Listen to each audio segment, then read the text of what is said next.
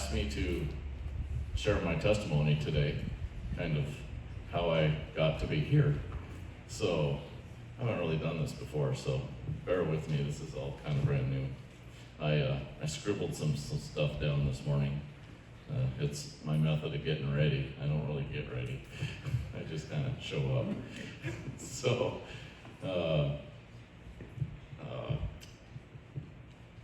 I guess I've grown up in different religions, and I guess when I was 33, I think that's really when I saw the grace of God. So before that, I think I just lived in church. But, and I may get a little emotional, because I always do, so bear with me, we'll get through it. I guess I'll just start with my early years of growing up. I won't start 100 years ago, I'm not that old. Growing up, my family was Christian. We grew up in a evangelical church. I guess I would say, and I also kind of want to say this before I get going. Because it's kind of theological, I have a few things to say about other theologies and faiths and religions, but I realize that God works in all of them too. God just doesn't have me there anymore. So I'm not saying God only works in the Reformed faith. I'm just going to explain to you how it affected me being in other evangelical type churches. But anyway, we'll probably get out of church early today. I don't think this is going to take too long. But growing up, my parents always went to church, so I went to church. Like I said, we were in an evangelical Free Methodist church, and now, given where I am at today in my theology, I would call that a system of works, that church. You definitely needed to do things to make yourself better. In looking back, I guess I learned that when I started looking through the Reformed faith and what that means. But anyway, I went to church with my parents, and every Sunday it was just normal. That's just what we did. Other kids I went to school with never saw the inside of a church, but our family went to church. And I think that was good. I learned a lot of things through my teenage years. It probably kept me out of some trouble, just the fear of hell, because you're scared you're going to go to hell. You have to do the right thing. You have to be good. You have to make yourself better. So I guess in my teenage years, and I guess I lived in a little bit of fear, and I kind of went through this at men's meeting the other night, so all of you guys that were there, this is kind of a repeat. But like many denominations out there that are evangelical, our church was dispensational, so fear of the rapture was ever imminent. There's many evangelical churches, and when I say that, to define that, I would mean churches like Methodist, Baptist, Assemblies of God. They basically all share the same view of the end time, which is pretty much seems like to scare you into salvation. And that's kind of how I lived my growing up years. I got saved probably thousands of times to make sure that I wasn't going to hell today. And a lot of churches have a little bit different of a twist on their eschatology, which that means the view of the end times. Many churches have a different eschatology, but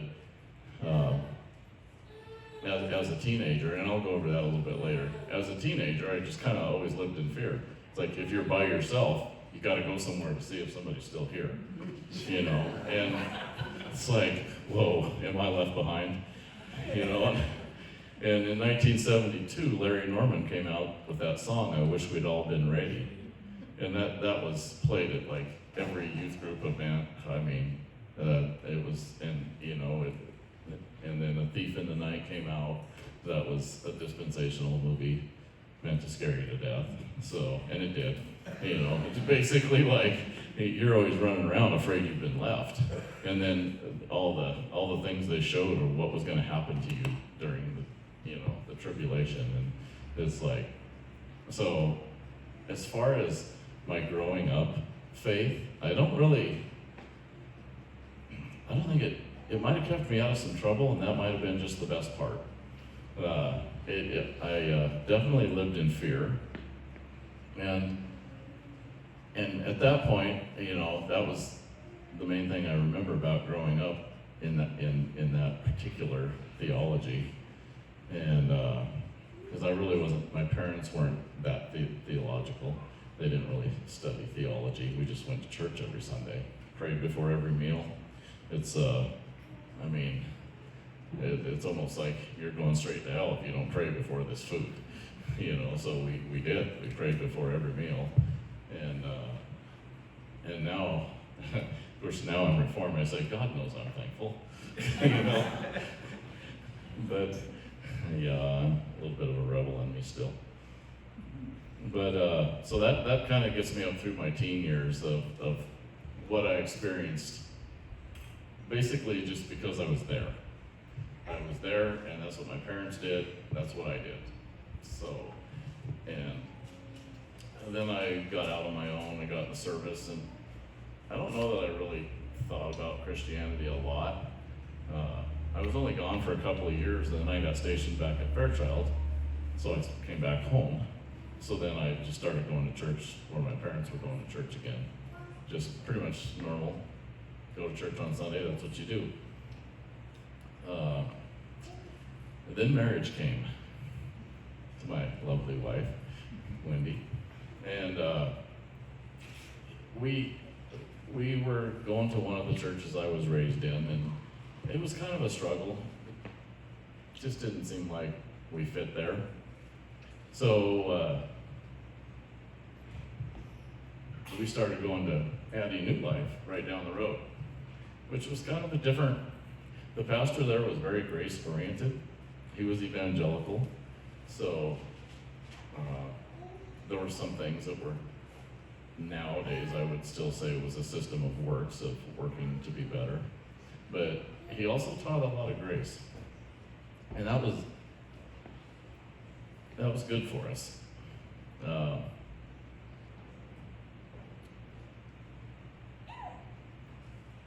We learned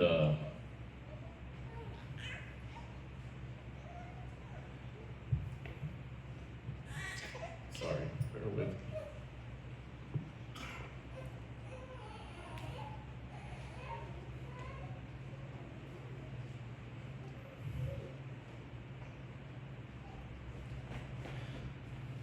We struggled a lot financially.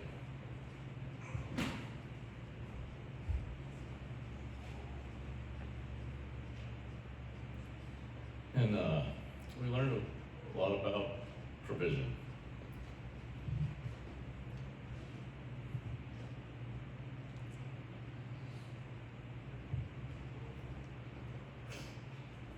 You two come tell the story. Sorry. It's a big thing in our life. You didn't warn me. No, didn't warn her. We, like Duane said, we're really struggling financially. And that was only with a few kids at that point. Three.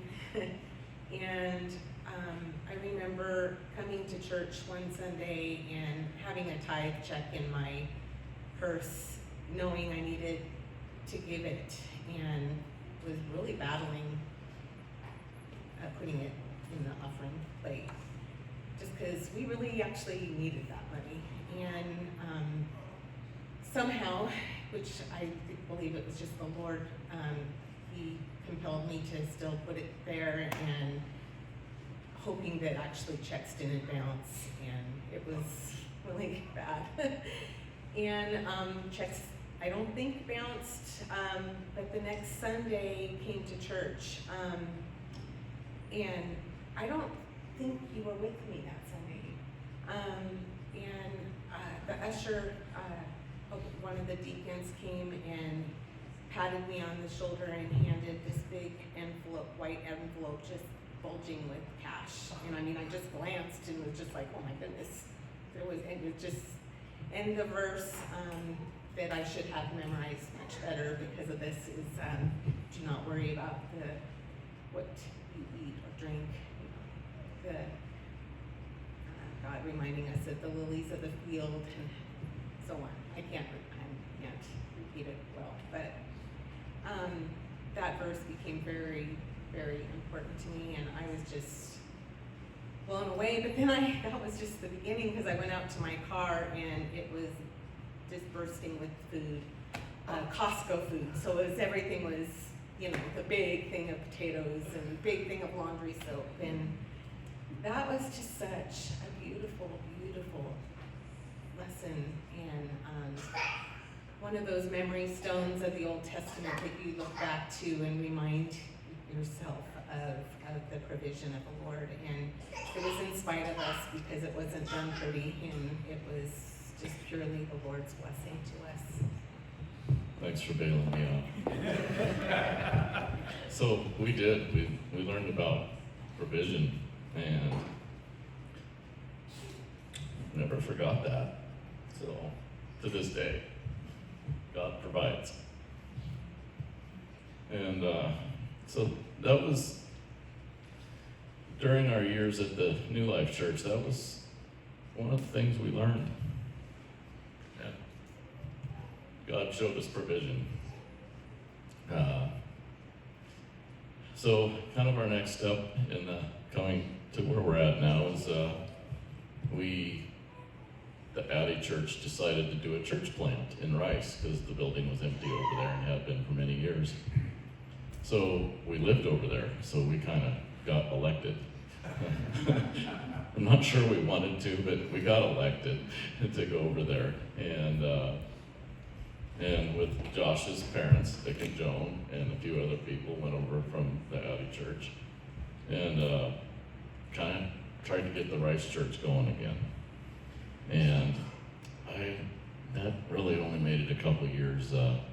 They kind of said they were going to help us out, and they didn't see a lot of help. So we were trying to find somebody to have sermons and somebody that could sing on key, which is not me. And so, needless to say, we struggled a bit. The only thing theologically or Christian-wise that I really learned about that is it takes a lot to start a church over. And even if you do get people to come to church, they all have many ranging ideas of how Christianity should go and what you should do. And I always say that's the church where my wife left me, and I will explain. It basically got down to Josh's dad, Dick, and I at church, and it's like, Dick, I think it's all done. I think we have to go somewhere. And previous to that, my wife had said, hey, I'm going to the church up the road. You and Dick have fun. And the church up the road was this church. So I should say that she probably started coming to church here before I did. And I at that point, I was willing to give up and realize that hard work was not going to make the church happen. It just didn't. And I know that church has gone on to be a church now, and that's good. It just wasn't going to happen in the 2 years that we were there. So while we were at the Rice Church, though, I guess I should say that's when I learned about theology. So a little story. A friend of mine named Rick Cruz and I went to castrate a bull one day. He says, hey, I want to go along. I'm in redneck training. I always tell Rick, someday you'll be a journeyman redneck. I think you've made it, Rick. I think you've made it. So we loaded up this bull to take it down and get it castrated. And what a way to find out about the gospel. So Rick explained the 5 points of Calvinism versus the 5 points of Arminianism to me on the way to castrate this bull. And I just said, what? I had no idea what he was talking about. Now Rick and Adam and Missy and Robert, Jill, those folks had moved into our neighborhood. We had previously lived there, and Todd and Kathy. And they had come over from the Seattle church during the Y2K period to just get out in the country and see if they liked it, I guess. Most of them are still here, so I guess they liked it. So I kind of thought, what is this strange religion that all my neighbors are talking about? And now this guy tells me about it when we're going to castrate a bull. So that was actually the first time I'd ever even heard like the word Reformed or the doctrines of grace, or that there was anything different than what I had experienced as a child. It's like, you mean there's something else out there? Because I actually didn't know. I didn't know that because I'm not highly educated. I'm not a scholar. I didn't do any of that stuff in college, or so I hadn't learned about any other theology before. So I kind of started reading stuff to see what all these people are talking about that are in my neighborhood now. It's like, I don't know if I want to be part of this. You know? Say, well, here I am today. So I did, and I was working nights at the time, so I had tons of time to, sit in dispatch and download the Reformation theology. And I spent about a year looking at Arminian theology, which is a system of theology promoted by Jacob Arminius from the Reformation period, versus what Calvin and Luther and Zwingli and John Scott were preaching, during the Reformation period. So I was studying Arminianism and Reformed theology, and I just realized that this is where I'm going to land. I agree with Reformed theology and the doctrines of grace. And I spent a year reading all about it, everything, both sides, and I just felt God saying, this is what you believe now.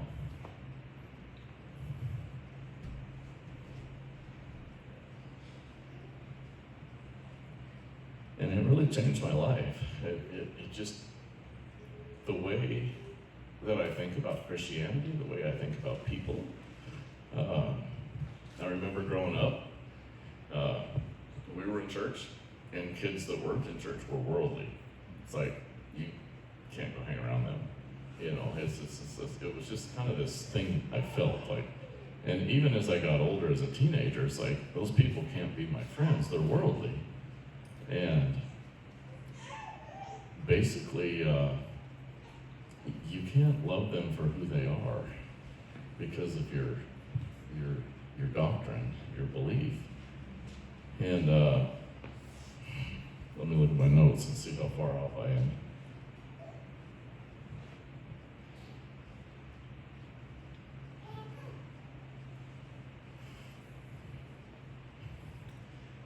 So, it was a different outlook, because I guess growing up it wasn't us and them. Us and them kind of look at the world, and you were either with us or you were them. And I never really understood that. And I've had some good friends that don't have any faith after knowing that I can accept anyone for who they are because of the sovereignty of God. God is sovereign. And that's really changed my outlook on the world itself.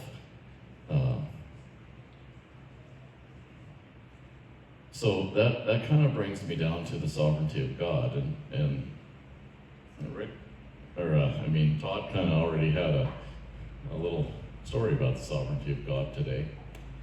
But learning about the sovereignty of God really changed my life. see what I got here. Basically, it allowed me to relax in the faith, knowing that God has it, that God has everything under control. I couldn't do that before. I always felt, even when we were at Addie New Life, I just felt like I wasn't good enough to try to be a Sunday school teacher. It's like, I don't have any qualifications for that. I can't do that. So I always felt like not good enough because I had to do something more to make myself better. So I was able to relax and God loves me where I am and He loves me for who I am. Done deal. So that was something I never learned in church growing up. And knowing that God is in control of everything, that kind of allowed me to relax too. It's kind of an uneasy thing, like Todd was saying today, even with our nation. I know God's in control of our nation. I may wonder and not understand the outcome or of this and that or of an election, but that doesn't mean God doesn't control it. Growing up, I always thought the devil was strong, and he is, but he's not stronger than God. God is almighty. God is stronger than the devil. I mean, to put it in very simple terms. I always, I guess growing up, I feared the devil like I did rapture theory. I mean, I was always afraid something bad was going to happen. I have been part of prayer times and casting out demons and seeing things that I cannot explain. But I don't have to fear it. It might be scary. It might be really scary, but I know God is sovereign over the spirit world. And it may not be pretty during prayer time, and there may be some really strange things happen, but I know that God is God, and He is all powerful over anything in the spirit world, and that really helps because that can be really scary. I mean, when you come face to face with the spirit world. So not that I want to give you a book list or a reading list, but Arthur Pink's The Sovereignty of God was a great book to help me understand the sovereignty of God. And I guess the biggest thing for me was just changing my life so I knew God loved me. I didn't have to do anything different to be loved by God. I could relax. I could be who I am. And a lot of people say Reformed theology is just a license to sin, but it doesn't happen that way. Not that I've seen. I mean, that's like the argument from the evangelical side. I would say when I was there, I saw more people hiding their sin, and Reformed people may be free to be who they are, so they may look more like a sinner, but we're all sinners equally. There's no differentiating of a sinner, whether you're good or bad. And sometimes in the church I grew up in, it was like some people were so good they were untouchable. I guess to add a little sarcasm there, but they were sinners like everyone else. So being able to just relax and know that God has saved me, and it's not by anything that I've done. I've done nothing. God has drawn me into this faith, and I didn't do anything to get drawn in. It was God and God's power, and it's comforting to me to know that God has the power and He does it, and I don't have to do anything. So it's really changed my life from my early years. And I didn't want my children growing up with the theologies that I'd grown up with, so I made sure that I tried to have them never hear about it. You know, just because of my experience, I suppose that's probably a normal reaction to something that you don't want to repeat again. But, and like I said in the beginning, God works everywhere.